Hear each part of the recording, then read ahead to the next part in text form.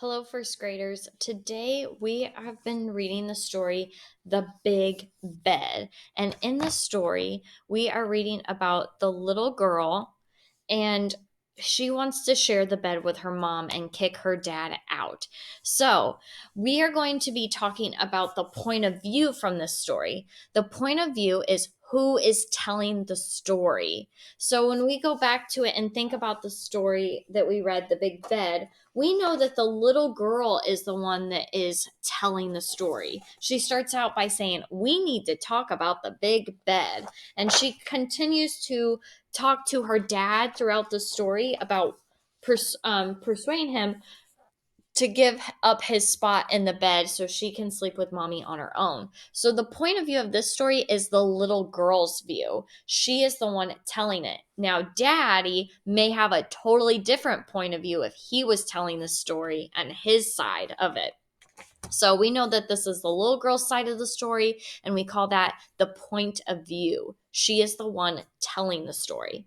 And to figure out what the point of view of the story is or who is telling it, we can think about a few questions here below. How does this impact the story? How would the story be different if a narrator was telling the story instead? All right, so those are some examples of things to think about when we're thinking about the point of view. Now, how does this impact the story? I think that the story is more funnier because the little girl is telling it. Just like Junie B, a little kindergarten girl, she is the one telling the story, and that's what makes the story so funny. All right, we get to see her side of it. If daddy was telling the story, it's going to be totally different, and that's going to impact it and make it sound like a different story.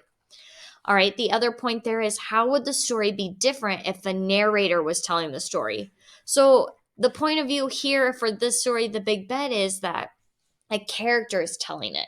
If it was a narrator, then that's kind of the author's voice. They're telling the story. And so that's going to make the story different as well. And we'll look at the point of view throughout this week. It can be kind of a difficult subject. So we're going to do a few fun activities that help us gain a better understanding of the point of view. For your seesaw activity tonight, what I want you to do is you're going to get two sunglasses. I'll go ahead and turn to that page. It's going to look similar to this.